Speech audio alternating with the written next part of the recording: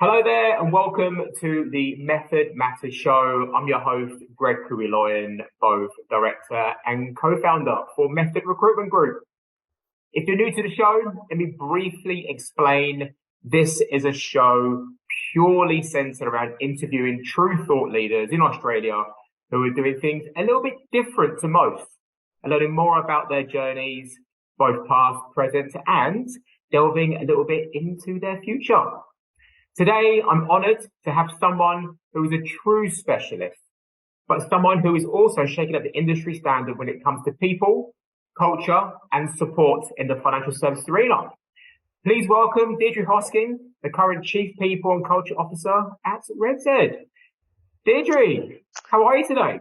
I'm fabulous, thank you, Greg, and thanks for having me. No, it's an absolute pleasure. Thank you so much for joining us. Now, for those of you who don't know who Deirdre is a HR executive with over 30 years experience in the financial services industry, primarily as a banker and customer of HR. She then chose people over deals and tilted her career into the HR space around 7 years ago. On a personal note, Deirdre has a master's in applied finance and economics and a major in psychology and Japanese. She's married with 3 adult children and enjoys hiking and reading. She just completed the Milford Track in New Zealand and is doing the volcanic scenic rim trek in the Gold Coast in July.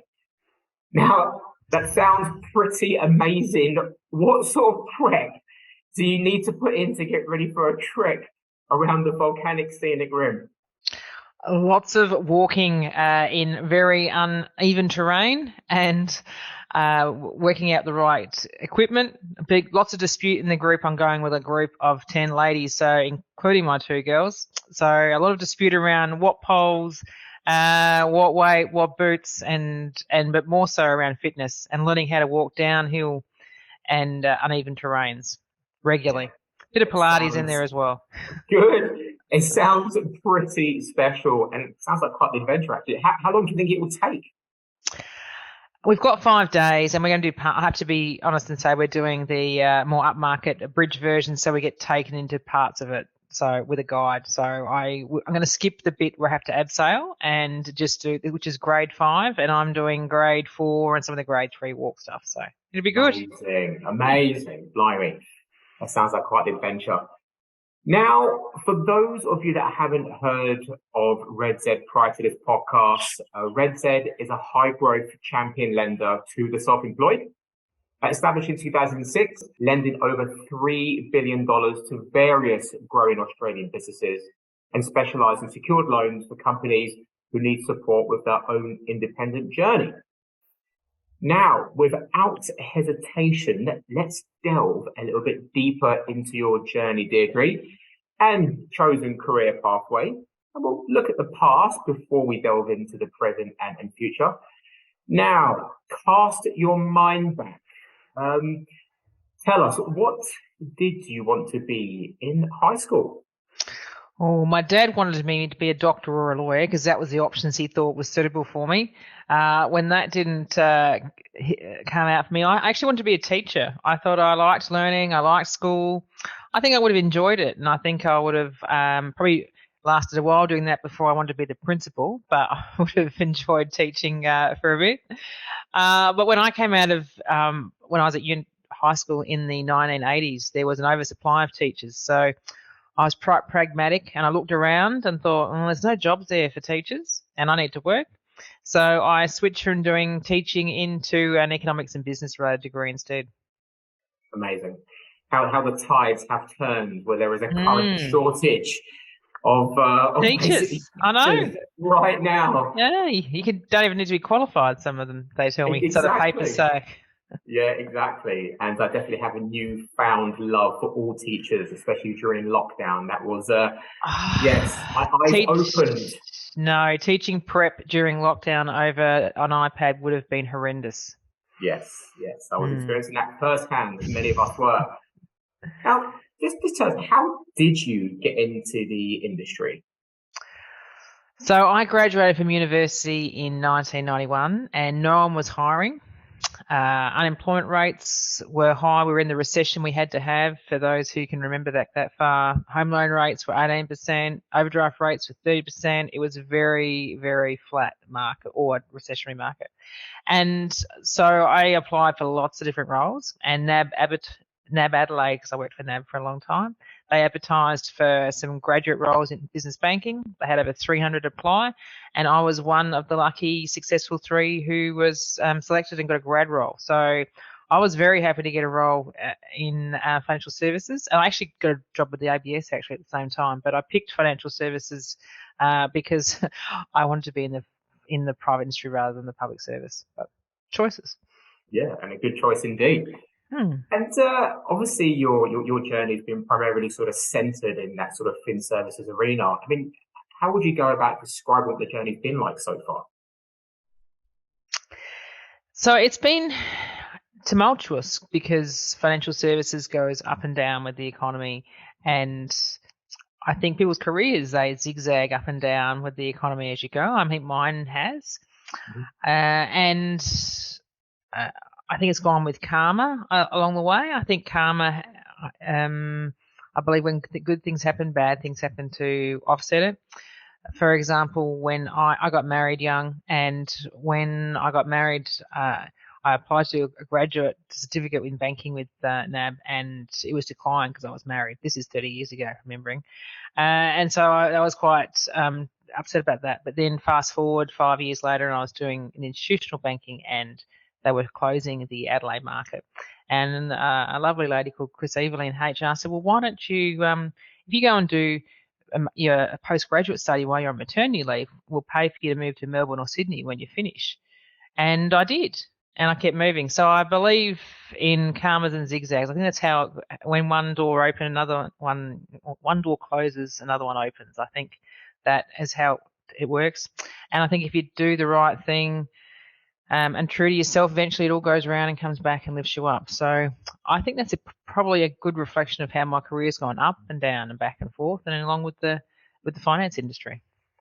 Yeah, I think that's it's a good alignment, isn't it? To be fair, because you are right that the finance industry has been enduring and enjoying both good and bad times, and yes, the current moment that is obviously 2023 sort of fin year end is one to probably keep a sharper eye on, as the horizon also looks a little bit tumultuous, let's say in the next 6 months. But obviously, glass half full from my perspective.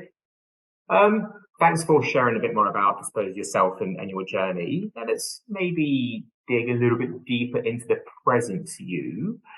In reflection, what would you say has been the biggest mistake of your career, and I suppose what lesson or lessons have you learned from that particular mistake? So the biggest mistake of my career generally would be being a martyr and not stepping back and pushing back when things get too busy, and not being strategic enough and not asking for help. I think when you're too busy putting out the spot fires, you often can't see the front coming and you get yourself burned. And I think I was a woman in a man's world often predominantly, and I didn't want to be shown as being weak, and I didn't want to show as not being able to pull my weight. So I was doubly determined to be able to do it independently by myself. And that then I think became more of an Achilles heel. For example, during the GFC, I was a banker and I had a portfolio of retail industry clients, and they were predominantly cash flow lending. And in the GFC, they were on enormous scrutiny. They were under scrutiny. I was under scrutiny, and I was short staffed. I had new staff, and I worked every weekend for 6 months, and overstretched my team, overstretched myself, and didn't find the boundaries. And in the day, the customers were okay and the organisation was okay, but I think that I could have been smarter and not burnt myself out if I'd stopped and looked for different ways of doing it, other alternatives, and actually put my hand up and said, actually, you know what, this is unrealistic. I need some help here. So I think that's an opportunity. And it's still my default style, because when you get really busy or overwhelmed, you tend to go back to your default preferences and styles, and that's probably one of mine. It's still an Achilles heel weakness, so I've got to pull myself up on it occasionally. And I think for anyone else out there, I think we're heading into another recession. So if we're heading into that space and you find yourself in there, that you should just remember, I'd encourage you to stop and to make sure that you put some boundaries in to look smarter, and ask for help, and don't get burned by the front that's coming. Yeah, I think you're right there. I mean, I think sometimes asking for help could be seen as a weakness. And I mean, I've done it myself, and I've managed teams who have kind of taken a lot upon their shoulders and not kind of put their hand and said, "Hey, listen, I need help, or I'm drowning. You know, can you walk me through this? Or can we share the workload?" And I think you mentioned the word burnout, and it's more prevalent today than I think it ever has been, whether it's more FinServices, or we're looking at other sort of more commercial services, or whether it's talking more about, even if you're working off of profits, if the workload is too much, it's too much. And then obviously what comes of that and what stems from that is disengagement, and not buying into the purpose anymore, excuse me, or maybe just in terms of a particular sort of mindset, just checking out completely, being like, you know what, it's not for me, I can't do it anymore. And for any people leader who basically is looking after teams or has looked after teams, they will know that, you know, harmony is very, very important. But people having a balance between what's happening at home and what's happening in the workplace is super important. Absolutely. And you don't. If you ask for help, you can sometimes, if you ask the right person or the right thing quietly, they can see things you didn't see, and you go, oh, if you just did that. Or why do you think it's okay if you push yourself like that or do that? Because nobody else is doing it. Yeah. So why do you think you should be doing it? And I think and we post-COVID, I think we have a different mindset to boundaries. I hope than before. So that's a good, healthy boundary. Yeah. But you've still got to turn around and say, oh, I don't like asking for help. Yeah, it's true. It's true. And show that vulnerable weakness, actually, okay, asking for help, not easy. Yeah. And even the best leaders that I've served under and have worked alongside, they're the ones that show vulnerability. You know, those are the ones that show that they're actually human as well, and can share that sentiment. So, no, I totally agree. Thank you for that, Deirdre. I do appreciate it. There's obviously a lot of learnings there. If we were to talk a bit more about milestones, so with your journey to date, what would you say have been the more, I suppose, distinct milestones that you're most proud of?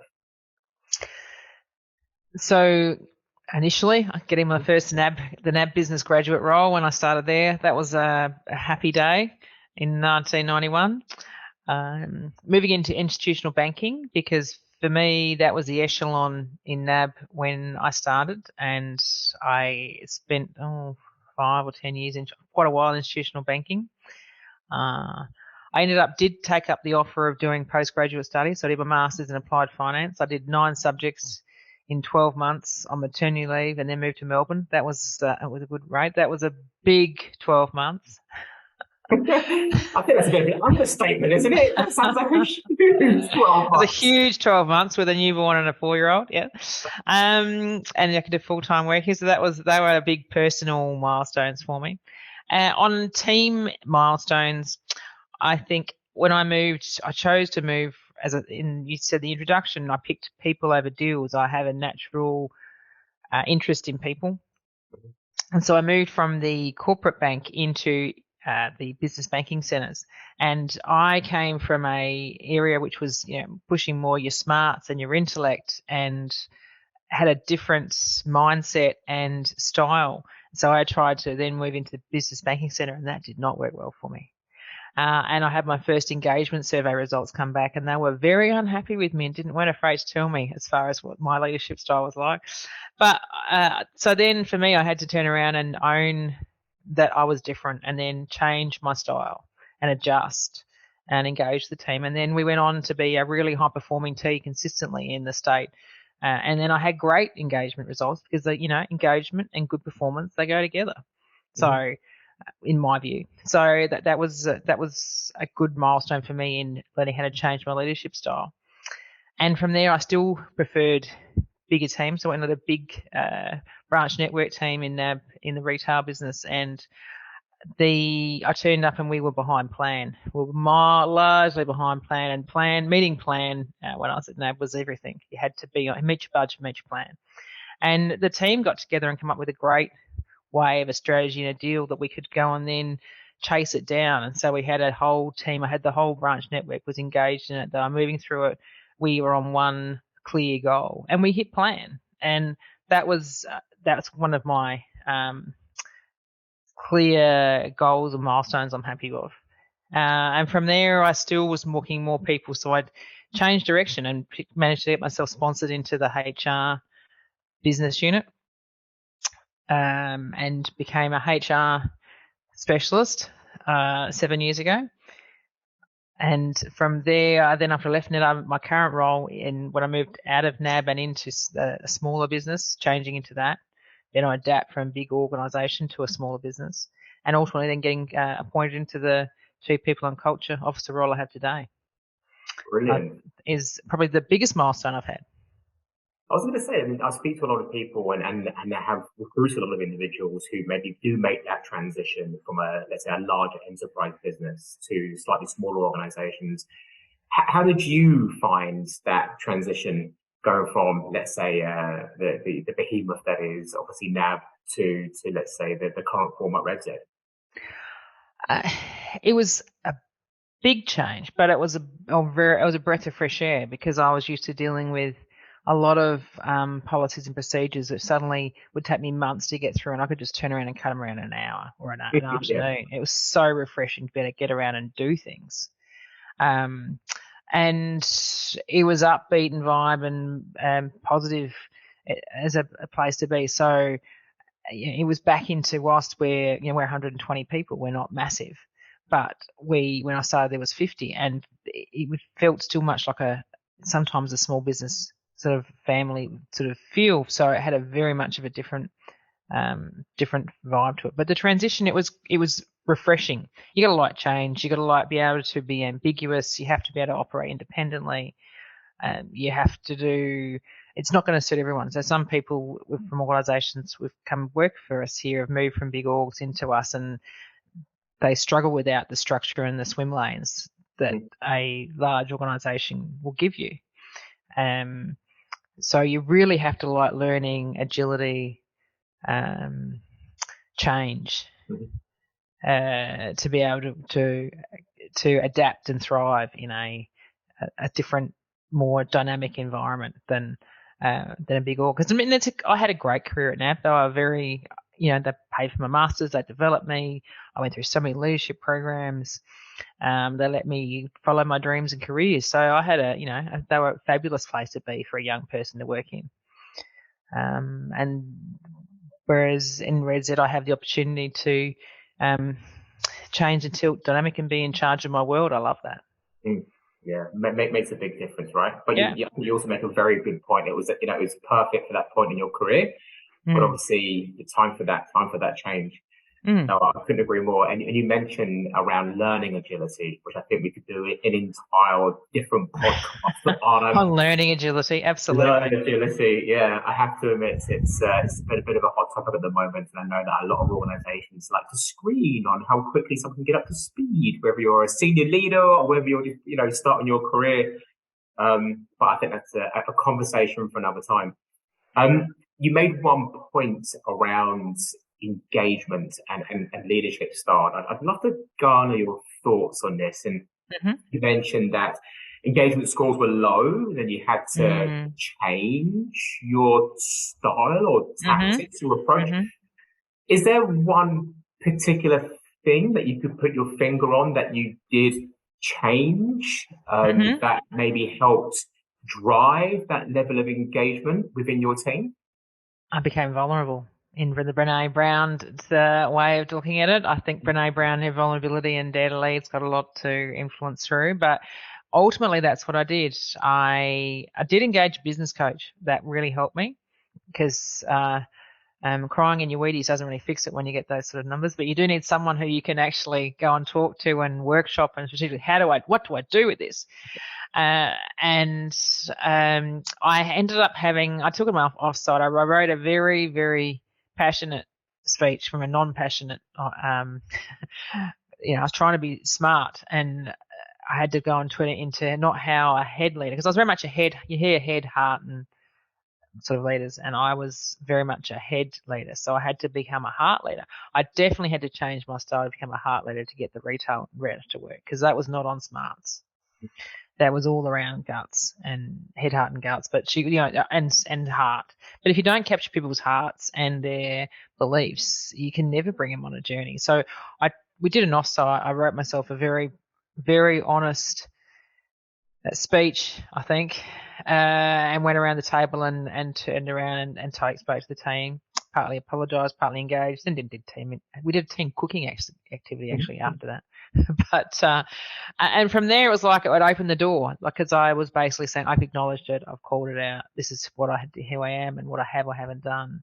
And it's a sign of that. You're not perfect, but you're trying. And then that changed me consciously. I had to work around my style and how I engaged, how I spoke. It was interesting. I was partnered at the time with a guy at BBC, and he was very, very Nick Bettina. He was very, very good at the hard stuff, and I was more of a head stuff. So he knew everyone's cat, dog, boyfriend, what they'd done on the weekends, where their car. He knew all the connected stuff, and he was a great role model in that regard. As far as then, okay, I need to copy some of that stuff and duplicate it and work through it, because that's what he did really, really well. He's also very efficient, but he did that well as a combination, whereas I was very much, do I have to really have a conversation about the cat? Can't we just talk about business and get on with this? So I had to go on. I really had to step back and appreciate the person that was at home, not just the person that was in front of me, to get them to understand, to work why they want to do a bit extra. Yeah, that's brilliant. That's a great answer, and I think that honesty and transparency in leadership can be overlooked at the best of times. I think there's a misconception around what leaders are, what managers do, and I think that there's this space for both, but the ones that do it well are the ones that can blend and adopt both. But that's wonderful. I can't thank you enough. We've covered a fair bit. We'll now maybe look at future you, Deirdre. Now, if you were to give someone advice on how to break into a senior leadership position, whether it's within finance, IT, marketing, or some other sort of corporate service, what advice would you give? I would say that you need to not sit there and wait for someone to notice you, and for someone to tap you on the shoulder and say, you're doing a great job, we'll put you up into that role. You need to go out and look and network for the role that you want. You need to work out what, when I want to change, whether it was from retail to business to or institutional banking or into HR, you had to work out what your value proposition was. You have to understand what edge you can bring by them taking you on, because you're a risk when you go in there and you are outside of your swim lane of what you're really good at, and you want them to put you in to do something different. It's a risk for them. So you have to bring some sort of edge or difference, advantage that is worth them taking you on. And I'd tilt slightly sideways. So I'm in HR, but I'm in financial services HR. I know financial services. So it's easier for me to bring some industry knowledge. It's not just totally new. And I would find a sponsor. I've never been able to move segments without a sponsor. You've got to find someone who's invested in you moving, either taking you on or moving you in, giving you a chance. And then you've got to be prepared to take the right role and for the right reason, the right skill sets, and not just be on prestige and ego. Because whenever I moved from institutional banking to corporate banking, to business banking, to retail, the prestigious egos said to me, "What on earth do you want to go there for?" And it was always about the skill set and the people and the things I could learn, not about the subset of the role that was on there. Do a sideways shuffle, and figure it out, and go and follow what's the right role for you. I think that's sage advice, to be completely honest. And the amount of people that I've spoken to over the years who have this idea that working maybe for the glossy brand will give them the best possible opportunity for development doesn't always work out. No, it doesn't. Looks good on paper until you get there and go, "Oh, this is horrible." This is not what I expected. This is not what I signed up for. I know it should be around values. It should be around understanding mission. It should be around understanding what your personal values are, whether there's an alignment. It should be about progression and whether there's synergy with the leadership style. It should be about, yes, what value you can bring, but also what you can also ascertain from that. So, I think that's very, very good advice. And I do like the edge piece that you mentioned around that value proposition. I think, especially now in the current market where good talent are in short supply, understanding what you can bring to an organization should be a part of that everyday pitch as such. Like all great leaders I've interviewed, both on the podcast and over my career, they tend to have a routine, and they tend to understand their purpose. In terms of the routine that you may adopt when you first wake up, is there something that you stick to? I do. I'm a morning exerciser. Okay. So it keeps my brain and my body healthy and on the right track. So I'm not good at doing it by myself. So I have a walking group I walk with at 6 a.m, 3 days a week. I go to Pilates a couple of mornings a week. And do a long hike on a weekend with a friend. So I need an accountability partner, or I'm not very good at getting it by myself. But no, morning exercise routine. I've done something good for me, good for my brain, good for my body. Starts the day. That's my current routine. Yeah, and do you feel motivated, fresh, that you can just think clearly? I do. I also feel like I've looked after myself, because I think it's really important that if you're going to push yourself harder or work, that you need to build some time for you. And I sometimes solve the problems of the world when I'm on the Pilates machine or walking as I'm going. I think it helps the brain clear out what's keeping you awake. Absolutely. Yeah. No, that's good. That's refreshing to hear. I do find in the current landscape, especially with working from home and especially in my household, with as busy as it is with kids and dogs and all sorts, I tend to find that I am logging on after hours, just checking a few things. Everyone's asleep, and sometimes that can creep into the